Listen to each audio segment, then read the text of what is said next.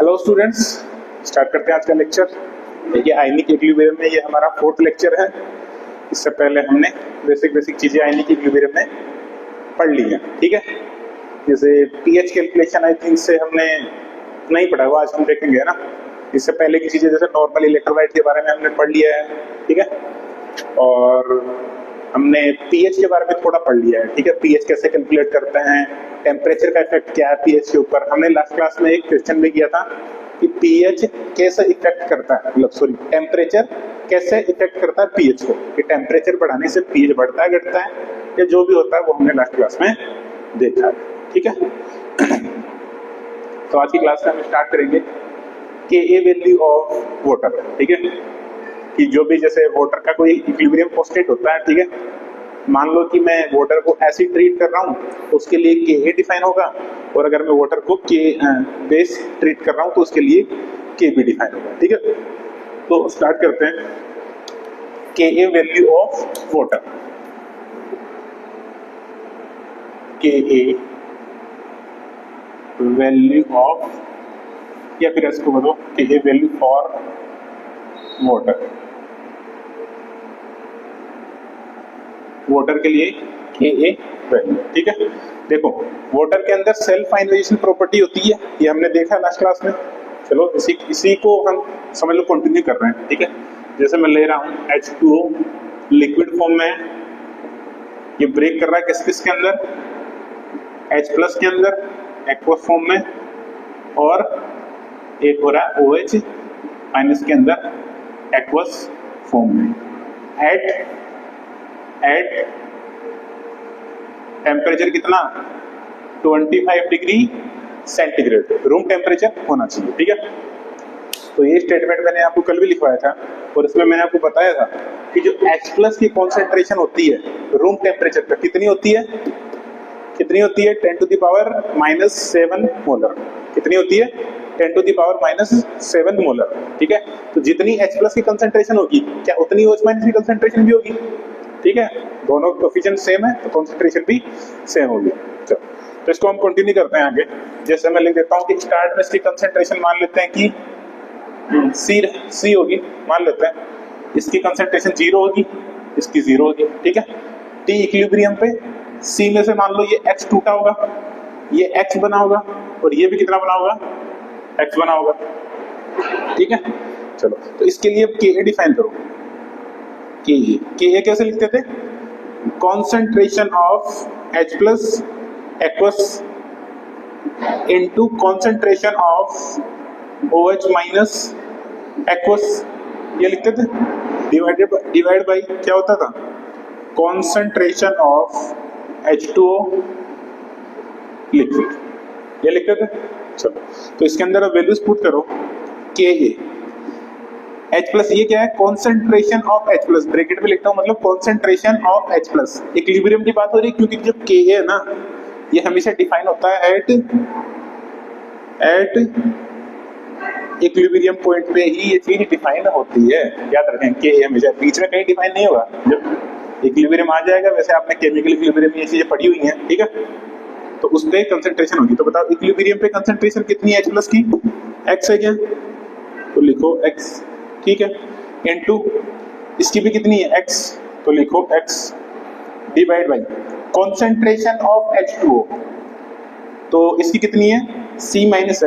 तो या तो मैं इसको C- X लिख सकता हूँ, या फिर मैं इसको क्या लिख सकता हूँ, मोल अपॉन वॉल्यूम, ये लिख सकता हूँ क्या, मोल, मतलब N of H2O upon volume in litre, ये लिख सकता हूँ। तो क्या बनेगा, ये X² upon mole of H2O।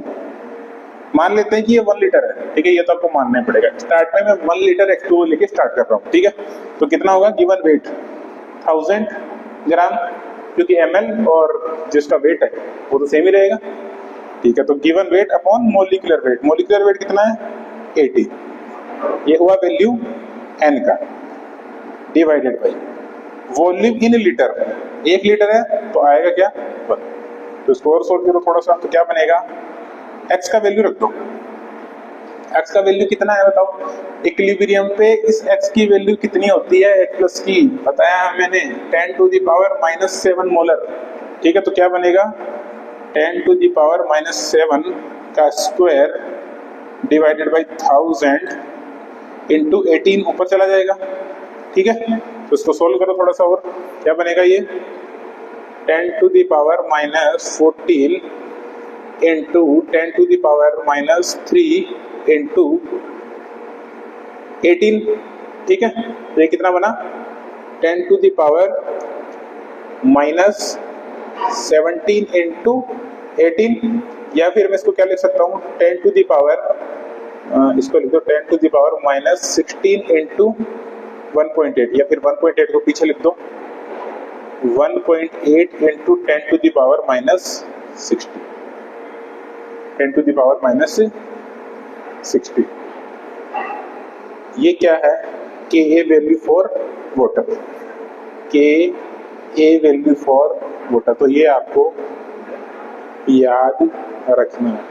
ठीक है, याद रखना है, बार बार यूज होगा ये चीज, K A value of water normal condition में टेम्परेचर 25 डिग्री सेंटीग्रेड के ऊपर। ठीक है, चलो अब थोड़ी सी बात कर लेते हैं हम अल्फा के बारे में। ठीक है, अल्फा ऑफ H2O। ठीक है, तो लिखते हैं अल्फा ऑफ H2O। अल्फा क्या होता है, डिग्री ऑफ डिसोसिएशन। ठीक है, फॉर्मूला क्या होता है, रटे नहीं होगी तो आई थिंक याद होगा आपको। इसका फॉर्मूला क्या होता है, कितना हमने लिया था, सॉरी कितना टूटा है डिवाइडेड बाई कितना लिया था, कितना टूटा है डिवाइडेड बाई कितना लिया था। तो कितना टूटा है, x टूटा है क्या, तो x लिख दो ऊपर, कितना टूटा है डिवाइडेड बाई कितना लिया था, कितना लिया था हमने c लिया था। ठीक है, तो मैं लिख देता हूं कुछ तो गड़बड़ किया है क्या, c नहीं कोई दिक्कत नहीं है, c लिया था हमने। ठीक है, तो यहां से मैं x लिख सकता हूं क्या, x कितना आएगा, x तो यहां से लिख सकता हूं, कहां से, यहां से 10 to the power -7 divided by, ये मोल से ध्यान रखना, ये दोनों के दोनों मोल से। स्टार्ट में कितने मोल लिए थे हमने उसके, given weight upon molecular weight 18, तो ये कितना आएगा 10 to the power -7 into 10 to the power -3 into 18, तो ये कितना है 10 to the power 10 to the power -10 into 18, और ये फिर मैं इसको क्या लिख दूं 1.8 इंटू 10 टू द पावर, या फिर ये काम करो इसको ऐसे रहने दो, इसको 18 को नीचे रहने दो, तो थोड़ा सा आपको आइडिया लगेगा, या फिर ऐसे भी कर सकते हो, या फिर एक काम करो इसको ऊपर भेजो, 18 को ऊपर भेज दो, तो इसको नीचे ले आओ 10 to the power 7 into 10 to the power 3, तो कितना बनेगा, ये आएगा 1.8 अपॉन 10 टू द पावर। ठीक है, ये बनेगा। तो इस चीज से मैं आइडिया लगा सकता हूँ, क्या आइडिया लगा सकता हूँ कि वाटर मेरा कितना टूटता होगा रियल लाइफ में। हम बातें तो कर रहे हैं इन सब चीजों की, के ए वैल्यू निकाल रहे हैं, ठीक है, जो कुछ भी निकाल रहे हैं, पीएच वगैरह निकाल रहे हैं, वाटर की वजह से कितना आता है, तो यहां से आप आइडिया लगा सकते हो। देखो अल्फा क्या है मेरा, डिग्री ऑफ डिसोसिएशन, कि अगर मैं इतने मोलिक्यूल लूंगा 10 टू द पावर 9 मोलिक्यूल लूंगा, तो उनमें से कितने टूटेंगे, ओनली 1.8, या फिर ऐसा ऐसा कह दो इस चीज को कि अगर मैं 10 टू द पावर 9 मोलिक्यूल लूंगा तो उनमें से ओनली 2 मोलिक्यूल ही टूटेंगे। तो इतना कम वाटर सेल्फ आयनाइज होता है अपने से। ठीक है, इसीलिए हम कहते हैं कि वाटर जो है, प्योर वाटर, वो एक गुड कंडक्टर नहीं है, या फिर से बोल दो बैड कंडक्टर बोल दो, या फिर नॉन कंडक्टिव है वाटर। प्योर वाटर जो होता है वो इलेक्ट्रिसिटी के फ्लो करता ही नहीं है। क्यों, रीजन यहाँ से देख सकते हो कि मैं इतने लूंगा तो इसमें से खाली 2 मोलिक्यूल टूटेंगे, 10 टू द पावर 9 मोलिक्यूल लूंगा तो बहुत कम टूट रहे हैं, इसलिए बहुत ही लो कंडक्टिविटी होती है प्योर वाटर। ठीक है, तो इस चीज को आप नोट करें और इन चीजों को थोड़ा सा ध्यान में रखें, जो भी चीजें अभी आपको यहाँ पे बताई गई। लिखिए इसको जल्दी से।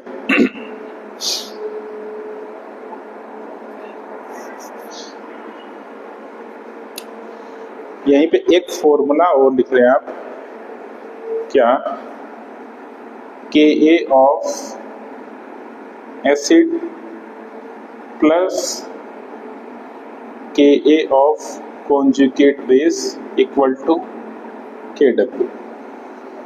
ये फॉर्मूला आप लिख ले। एसिड है और साथ में उसका क्या है, कॉन्जुगेट बेस।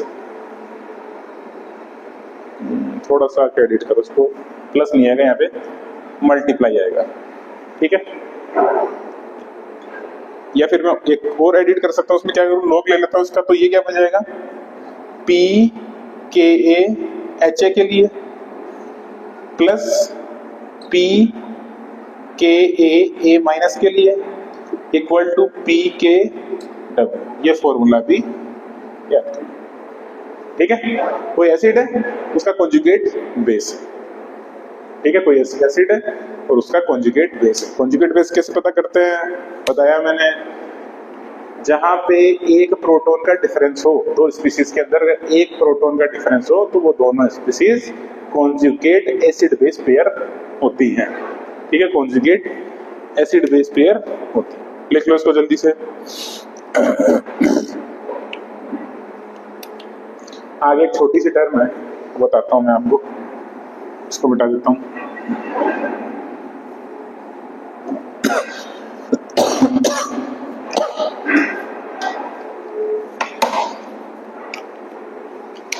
इधर ही बता दो, छोटा सा एक चीज, बहुत जगह आपको देखने को मिल सकती है ये वाली टर्म जो बता रहा हूं मैं। Salt containing amphiprotic, salts containing amphiprotic, proton बोल दो या फिर हाइड्रोजन बोल दो, सॉल्ट कंटेनिंग एम्फीप्रोटिक हाइड्रोजन, या फिर इसको एनाइन बोल दो, इससे अच्छा काम एनाइन ही बोल दो। एग्जाम्पल में लिखाता हूँ इसके, सिंपल सी चीज है, मैं आपको बता देता हूँ। जैसे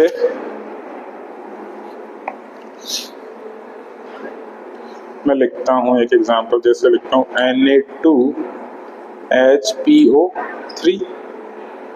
एक एग्जाम्पल लिखता हूँ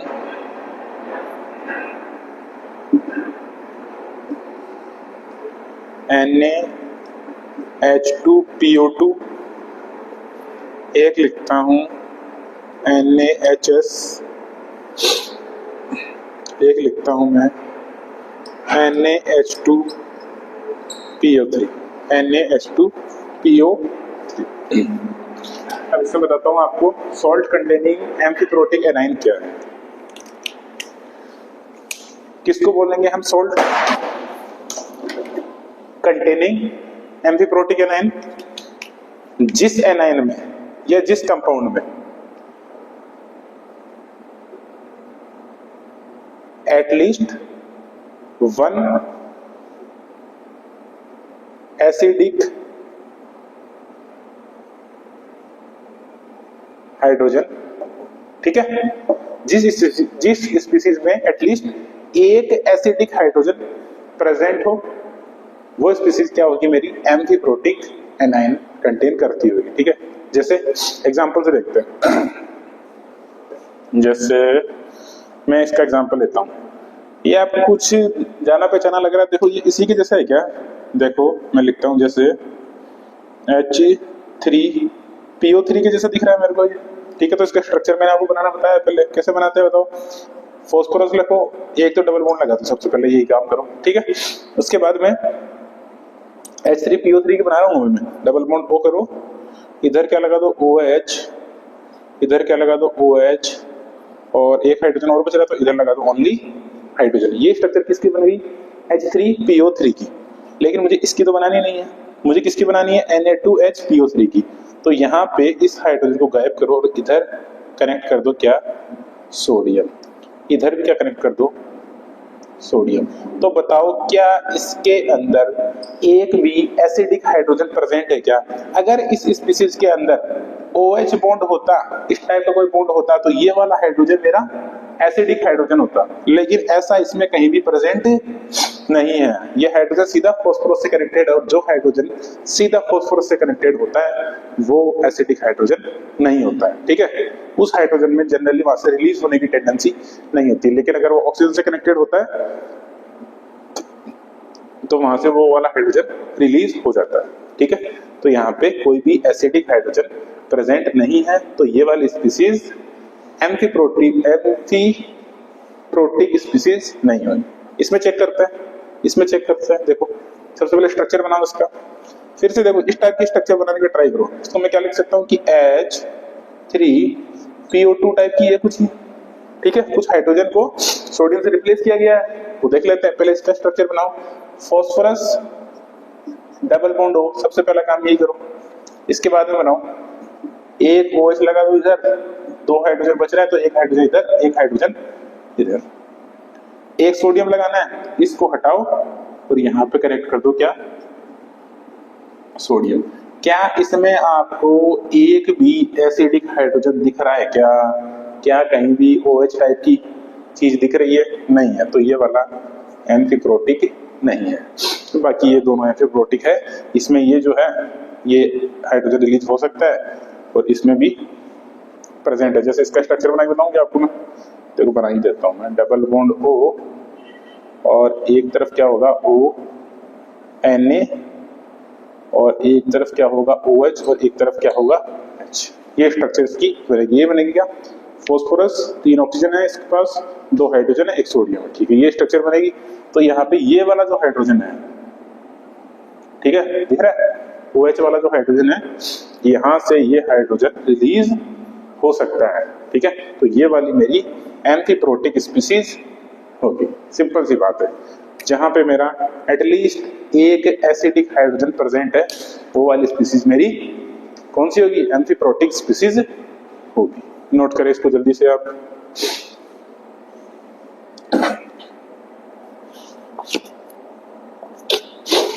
नोट कीजिए जल्दी से, फिर चलते हैं आगे।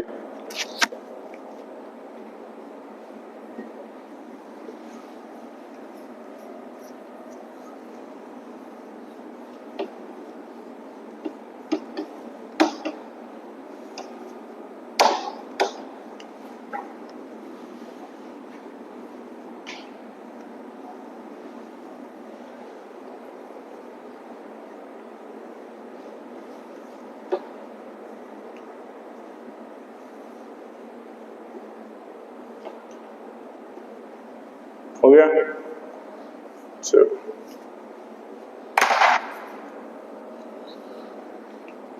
चलो नेक्स्ट हेडिंग लगाओ। छोटी सी हेडिंग है ये, एक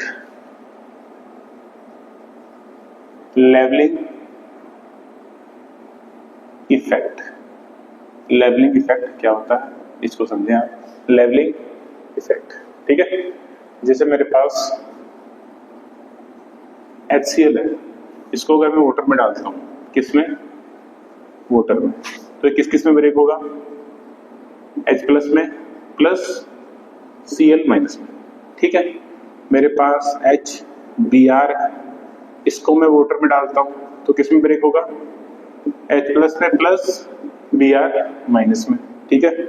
मेरे पास HI है, इसको अगर मैं वाटर में डालता हूँ तो किस में ब्रेक होगा, H प्लस में प्लस I माइनस, ठीक है। इसमें ये ब्रेक होंगे।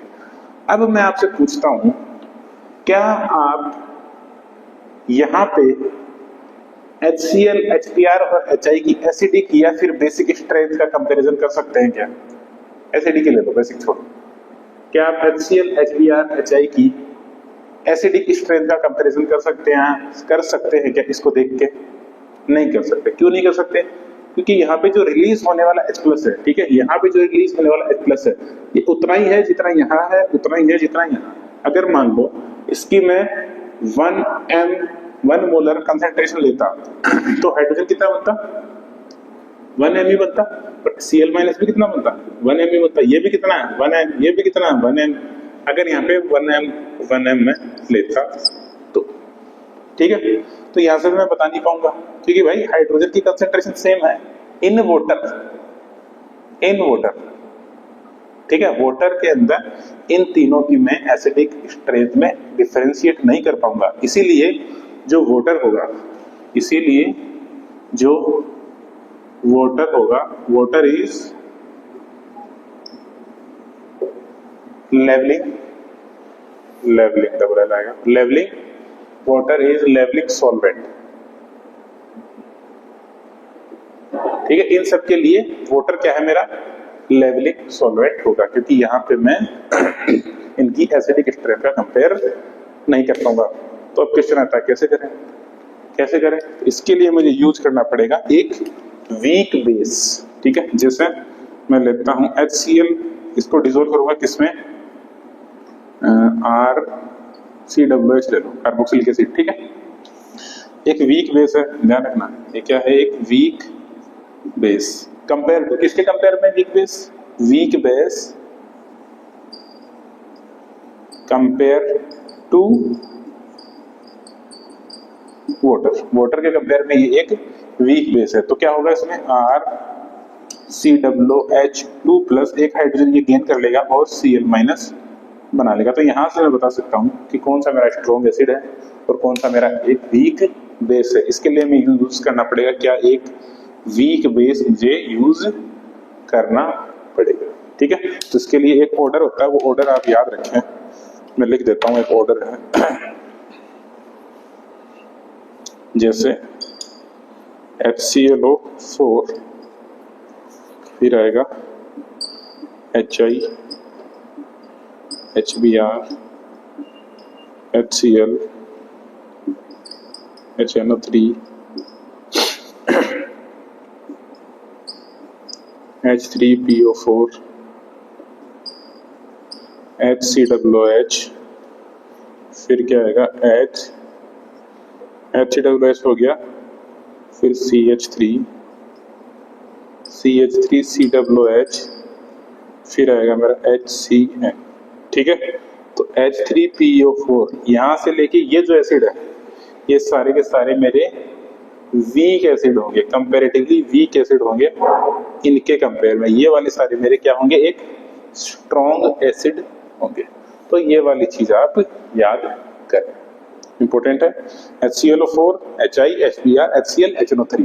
ठीक है, स्ट्रॉन्ग एसिड होंगे, H3PO4, HCOOH, CH3COOH और HCl, ये क्या होंगे, कंपैरेटिवली वीक एसिड होंगे। तो ये चीज आप याद करें। ठीक है, समझ गए लेवलिंग सॉल्वेंट क्या है, ऐसा सॉल्वेंट जिसमें मैं कोई भी एसिड या फिर बेस, उसकी एसिडिक स्ट्रेंथ या फिर बेसिक स्ट्रेंथ का कंपैरिजन ना कर पाऊं, उसको मैं क्या बोलता हूं, उस सॉल्वेंट को क्या बोलता हूं, लेवलिंग सॉल्वेंट। जैसे HCl, HBr, HI के लिए लेवलिंग सॉल्वेंट क्या होगा मेरा, वाटर। सिंपल है। चलो, तो ये हो गया।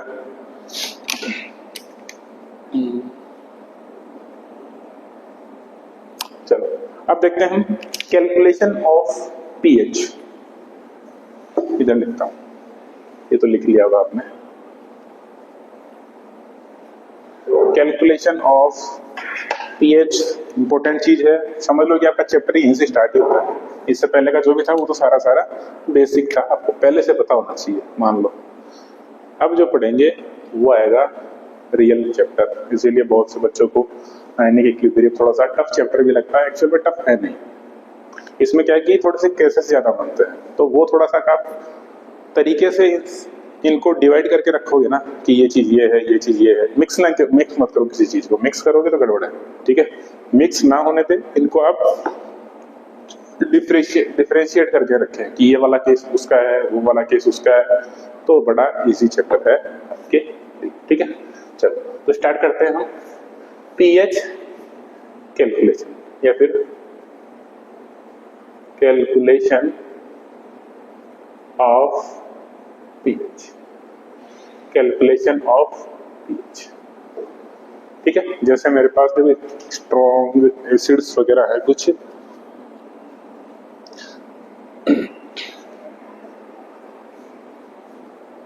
जैसे मैं लिखता हूं pH calculation for strong acid और स्ट्रॉन्ग बेस। जैसे स्ट्रॉन्ग एसिड में क्या होगा, जैसे HCl ले लो, HNO3 ले लो, ठीक है। स्ट्रॉन्ग बेस में NaOH ले लो, KOH ले लो, ठीक है। इस टाइप की कोई चीज होगी। तो मैं स्टार्ट करता हूं सबसे पहले स्ट्रॉन्ग एसिड, ठीक है। स्ट्रॉन्ग एसिड की pH कैसे पता करें? मान लेते हैं स्टार्ट में लेता हूं HCl लेता हूं, ठीक है। मैं लेता हूं, पहले तो कलर चेंज करते हैं पेन का थोड़ा। HCl लेता हूं कि HCl को मैंने पानी के अंदर मिलाया है, ठीक है। तो HCl है वो किस किस में ब्रेक करेगा बताओ? H+ में प्लस Cl माइनस, ठीक है। H+ में और Cl माइनस में ये ब्रेक करेगा, ठीक है। लेकिन जो वाटर है उसमें भी सेल्फ आयनाइजेशन कैपेसिटी होती है, ऑटो एडिशन प्रॉपर्टी होती है, मैंने पढ़ाया। तो यहां भी जो वाटर है वो H+ में प्लस OH माइनस में ब्रेक करेगा। मैं एक कर क्यों रहा हूं, पहले तो ये बताओ। देखो मुझे क्या करना है, pH पता करना है, ठीक है। pH होती क्या है? pH का मैंने फॉर्मूला लिखा है ना, तो पता क्यों कर रहे हैं? pH होती है negative log of H+। H+ की कंसेंट्रेशन का अगर मैं नेगेटिव लॉग ले लेता हूं तो pH जाएगी। तो अल्टीमेटली मुझे सॉल्यूशन में H+ की कंसेंट्रेशन का पता करना है, ठीक है। अल्टीमेटली मुझे करना क्या है, कंसेंट्रेशन के अंदर H+ की कंसेंट्रेशन का पता करना है। तो भाई मैं HCl में लाया हूं पानी के अंदर, तो इससे भी कुछ H+ निकलेगा और पानी भी कुछ H+ देगा, ठीक है। पानी भी कुछ H+ देगा। अब कितना देगा वो देखते हैं। मान लेते हैं कि स्टार्ट में मैं HCl की C कंसेंट्रेशन ले आऊंगा, C कंसेंट्रेशन ले आऊंगा, ठीक है। तो C में से मान लेते हैं H टूटा होगा, तो ये X बना होगा और ये भी X बना होगा, ठीक है। या फिर आप एक काम कर लो, इन सबको हटाओ, सीधा मान लो कि इक्विलिब्रियम पे ये C कंसेंट्रेशन रही होगी, इसकी C कंसेंट्रेशन रही होगी, ठीक है। इक्विलिब्रियम पे इसकी X कंसेंट्रेशन रही होगी और इसकी भी क्या कंसेंट्रेशन रही होगी, X concentration at equilibrium,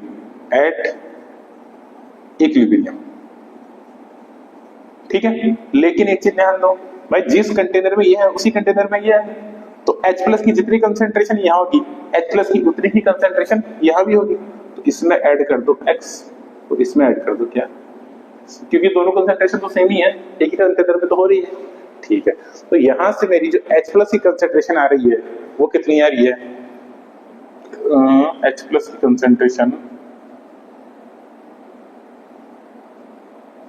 concentration of H+ वो कितनी आएगी, X+C आएगी क्या? लेकिन इसमें लगता है कुछ गड़बड़ हुआ है। हमको निकालना pH के लिए हमें ये निकालना पड़ेगा और इसके लिए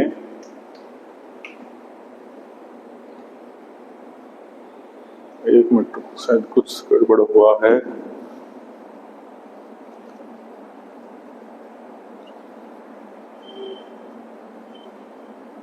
नहीं सही है, कोई दिक्कत नहीं है। आगे चलते हैं। आगे मुझे एक चीज बताओ, KW की वैल्यू पढ़ाइए। देखो ये सब कुछ जो चीजें हो रही हैं 25 डिग्री सेंटीग्रेड पे हो रही है, कंफ्यूज ना हो, ठीक है। तो ये एक चीज हमने पढ़ी है, H+ की कंसेंट्रेशन इनटू OH माइनस की कंसेंट्रेशन, ये कितनी होती है, KW होती है क्या, ठीक है। H+ की कंसेंट्रेशन क्या है, ये यही है, ये ले लो चाहे ये ले लो, एक ही बात है। X+C, OH माइनस की क्या है X, इक्वल टू कितना आएगा 10 टू द पावर, KW कितना होता है 25 डिग्री सेंटीग्रेड पे 10 टू द पावर -14 होता है। अब कई बच्चों को डाउट आएगा, क्या आएगा कि भाई H2O की कंसेंट्रेशन 25 डिग्री सेंटीग्रेड पे होती है 10 टू द पावर -7। बिल्कुल भाई होती है, क्यों नहीं होगी, होती है। लेकिन आपको एक चीज समझनी पड़ेगी कि जो मैं वाटर ले रहा हूं उसमें मैं क्या ऐड कर रहा हूं, स्ट्रॉन्ग एसिड ऐड कर रहा हूं, स्ट्रॉन्ग एसिड। तो भाई स्ट्रॉन्ग एसिड वाले H+ के सामने वाटर वाले H+ की नहीं चलेगी यहाँ पे, क्योंकि स्ट्रॉन्ग एसिड का जो H+ है उसकी कंसेंट्रेशन बहुत ज्यादा होगी H+ वाले सॉरी H2O वाले H+ के सामने, इसलिए आप ये लिख के इसको काट दो, थोड़ा सा समझ में आए कि भाई ये वाला इसके कंपेयर में बहुत कम है, मतलब H+ जो वाटर से H+ आ रहा है वो तो बहुत कम होगा ना, क्योंकि ऊपर में क्या डाल रहा हूँ, स्ट्रॉन्ग एसिड डाल रहा हूँ, तो स्ट्रॉन्ग एसिड में ऑब्वियस सी बात है H+ की कंसेंट्रेशन ज्यादा होगी, इसलिए मैंने H+C लिया है। ठीक है, यहाँ से सोल्व करो इसको। ये क्या बनेगा, x² + CX - 10⁻14 = 0। मुझे क्या निकालना है, मुझे निकालना क्या है, x+C का वैल्यू निकालना है क्या। लेकिन मान लो रुको मुझे निकालना क्या है, x का वैल्यू निकालना है। ठीक है, x का वैल्यू निकालना तो करो, फॉर्मूला लगाओ, -C + √C² - 4 × A × C, तो प्लस हो जाएगा 10⁻14 / 2 × 1। तो यहां से ये वाली क्वाड्रेटिक आपको सॉल्व करनी पड़ेगी x पता करने के लिए, x पता करने के लिए। ठीक है, ये वाली इक्वेशन तो आपको सॉल्व करनी ही पड़ेगी x को पता करने के लिए। ठीक है, इसमें कोई आप नहीं कर सकते, लेकिन हम कुछ अप्रोक्सीमेट कर सकते हैं, अप्रोक्सीमेशन कर सकते हैं कि भाई हर बार इस क्वाड्रेटिक को सोल्व करना थोड़ा सा टफ काम है मेरे लिए। ठीक है, थोड़ा सा टफ काम है, तो मैं क्या करूंगा, कुछ अप्रोक्सीमेशन करूंगा। ठीक है, कुछ अप्रोक्सीमेशन करूंगा। वो अप्रोक्सीमेशन क्या करूंगा, देखो कुछ रेंज है, वो रेंज में आपको लिख देता हूं।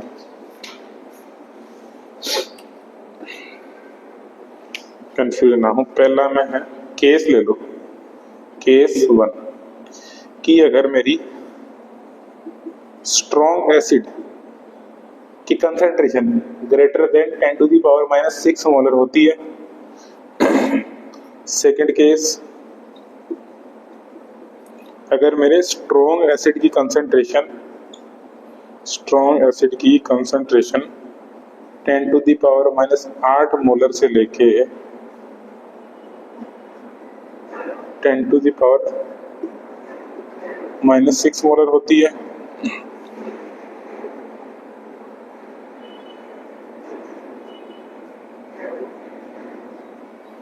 और थर्ड है मेरी स्ट्रॉन्ग एसिड की कंसेंट्रेशन कम होती है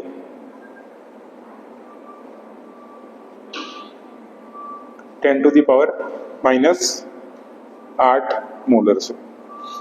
तो देखो ये 3 केस है, 3 केस तो मैं आपको डिटेल में बता देता हूँ थोड़ा सा। ये 3 केस क्या क्या है।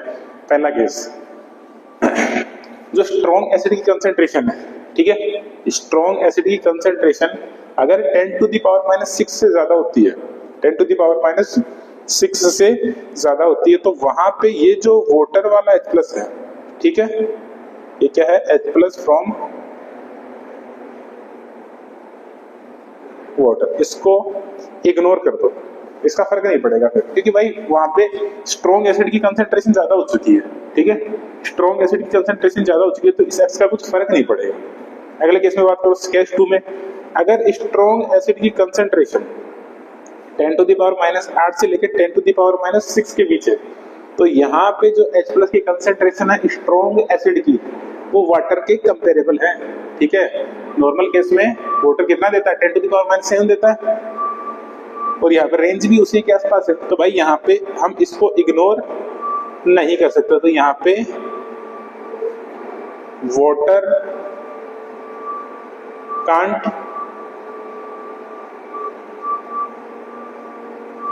इग्नोर्ड। ठीक है, यहाँ से वाटर को हम इग्नोर नहीं कर सकते हैं। केस 3 की बात करूं, अगर मान लो स्ट्रॉन्ग एसिड की कंसेंट्रेशन 10⁻8 से भी कम है, ठीक है, बहुत कम है, मान लो कि मैं एक ड्रम भर लिया हूं पानी का और उसमें खाली एक बूंद डाल रहा हूं स्ट्रॉन्ग एसिड की, तो कुछ फर्क थोड़ी पड़ेगा, वो जितनी पीएच है उतनी ही रहेगी। ठीक है, तो यहाँ पे जो मेरी पीएच का लेवल है वो ऑलमोस्ट बराबर होगा 7, ऑलमोस्ट बराबर होगा किसके, 7 के। ठीक है, तो चलो कुछ क्वेश्चंस हम कर लेते हैं, 3-4 क्वेश्चन करेंगे इस क्लास में। बेटा तो उस चीज को आप ध्यान में रखें, उसी से सॉल्व होंगे क्वेश्चन।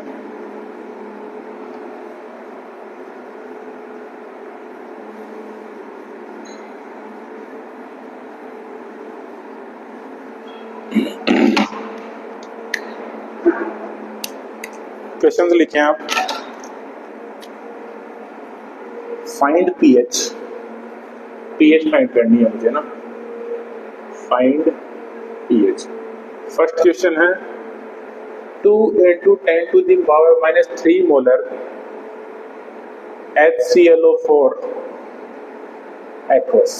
सेकेंड क्वेश्चन है 4 × 10⁻³ molar BaOH whole twice.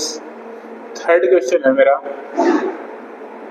0.1 molar H2SO4 aqueous। ठीक है, चलो तो इनमें आप सॉल्व करें, पीएच पता लगाएं कि कितनी है इनकी पीएच। हो गया, चलो मैं करता हूं सॉल्व। क्वेश्चन नंबर 1 करता हूं। देखो क्वेश्चन नंबर 1, कितनी कंसंट्रेशन है एसिड की? 2 × 10⁻³ 2 × 10⁻³ तो भाई स्ट्रॉन्ग एसिड है, उसकी कंसंट्रेशन इससे ज्यादा है, तो वाटर से आने वाले H+ को मैं इग्नोर कर सकता हूँ, बिल्कुल कर सकता हूँ। तो सिंपल है, तो जो HClO4 है वो ब्रेक इसमें करेगा, 100% ब्रेक करेगा क्योंकि स्ट्रॉन्ग है। ठीक है, H+ में प्लस ClO4 माइनस में। ठीक है, इसकी कंसंट्रेशन कितनी है? 2 × 10⁻³ तो इक्विलिब्रियम पे ये कितना बनेगा? 2 × 10⁻³ और ये भी कितना बनेगा? 2 × 10⁻³ 100% टूटेगा, स्ट्रॉन्ग है इसलिए। तो H+ की कंसंट्रेशन कितनी है? इतनी। तो इसको रख दो। पीएच क्या होता है फॉर्मूला? नेगेटिव लॉग ऑफ ये वाला H+ की कंसंट्रेशन कितनी है? 2 × 10⁻³ तो इसको सोल्व कर लो। नेगेटिव लॉग ऑफ 2 और इधर क्या हो जाएगा? पॉजिटिव 3 आएगा क्या? तो 3 माइनस लॉग 2 की वैल्यू कितनी होती है? 0.3 होती है आई थिंक से, तो कितना आएगा? 2.7 आंसर। ठीक है, क्वेश्चन नंबर 2 करो। क्वेश्चन नंबर 2, क्वेश्चन नंबर 2 में भी तो सेम सी चीज है। देखो देखो कैसे होगा क्वेश्चन नंबर 2। मुझे पीएच निकालनी है, कैसे निकालूंगा पीएच? देखो BaOH का होल ट्वाइस कैसे ब्रेक करेगा? देखो हर बार मैं ब्रेक करना नहीं बताऊंगा आपको, ये आपको खुद को समझना पड़ेगा। एक इसमें टूटेगा Ba+2 में प्लस 2OH माइनस में टूटेगा। ठीक है, तो स्ट्रॉन्ग है, स्ट्रॉन्ग बेस, तो इसका जितना कंसंट्रेशन होगा इक्विलिब्रियम पे उतना ही इनका कंसंट्रेशन बनेगा। तो इसका कंसंट्रेशन कितना बनेगा भाई बताओ? 4 × 10⁻³ मोलर बनेगा। इसका कितना बनेगा? देखो तो 2 × 4 × 10⁻³ इतना बनेगा। दिख रहा है अच्छे से? बिल्कुल, क्योंकि 2 टाइम्स है ना। ठीक है, तो यहां से मैं क्या निकाल सकता हूँ? POH निकाल सकता हूँ क्या? पीएच तो निकलेगी नहीं, यहाँ पे POH निकलेगी क्योंकि OH है। ठीक है, तो POH क्या होगा? Negative log of OH minus concentration. तो सॉल्व कर लो इसको जल्दी से। क्या होगा? Negative log of OH minus की कंसंट्रेशन ये वाली कितने हैं? 8 × 10⁻³ तो क्या होगा भाई? ये नेगेटिव लॉग ऑफ 2 × 4 और ये कितना बनेगा? सही कर रहा हूँ क्या मैं? ठीक है, ये कितना बनेगा? +3 बनेगा। तो कितना बना? ये पूरा नेगेटिव बन रहा है। 3 माइनस log 2 की वैल्यू कितनी होती है? 0.3 होती है क्या? और माइनस ये कितना होगा? 2 × 0.3 तो कितना बना? 3 माइनस ये कितना होगा? 6 और 0.9 तो आंसर कितना आएगा? 2.4। ठीक है, इसका आंसर चेक कर लूंगा एक बार, आंसर चेक कर लूं क्या? 2.1। ठीक है, तो ये क्या आया मेरे पास? POH आया, POH आया, लेकिन मुझे निकालना क्या है? पीएच। पीएच क्या होगा? 14 माइनस POH के फॉर्मूला होता है, तो 14 माइनस 2.1 तो ये कितना बनेगा? 11.9। 11.9 तो फर्स्ट का आंसर आएगा 2.7, सेकंड का आएगा 11. आई बात समझ में? थर्ड देख लो जल्दी से। Third 0.1 molar H2SO4। ठीक है, H2 अब देखो सीधा लिखूंगा भाई, अब मैं नहीं लिखूंगा, बहुत हो गया, मैं पूरा नहीं लिखूंगा। ठीक है, तो पीएच क्या होगा? Negative log of concentration of H plus की कंसेंट्रेशन कितनी होगी 2 इंटू 0.1 0.1 नहीं होगी, 2 हाइड्रोजन है तो 2 होगा। ठीक है, तो इसको सोल्व कर लो। pH कितना होगा नेगेटिव लॉग ऑफ 0.2, तो ये कितना है pH equal to minus log, इसको लिख दो आप 2 इंटू 10 टू द पावर -1 लिख दो क्या? ठीक है, तो ये क्या आएगा माइनस 0.3 और इधर क्या आएगा +1 आएगा क्या? ठीक है, तो कितना आएगा ये 0.7। आंसर कितना आएगा इसका 0.7। चेक कर लो क्या एक बार? बिल्कुल सही आंसर अपना 0.7। और आना भी चाहिए, कितना कम pH क्यों आना चाहिए भाई? H2SO4 है, बहुत ज्यादा स्ट्रॉन्ग एसिड है, pH एकदम से ड्रॉप कर जाएगा। ठीक है, तो ये तो था आज बस जनरल pH कैसे निकालते हैं, ठीक है, फॉर्मूला कैसे अप्लाई करते हैं, उनमें से कोई हाइड्रोजन डबल है या OH माइनस डबल है तो उसकी कंसेंट्रेशन को कैसे काउंटर बैलेंस करते हैं। ठीक है, फर्दर हम अगले लेक्चर में pH कैलकुलेशन को आगे और पढ़ेंगे। तब तक के लिए थैंक यू।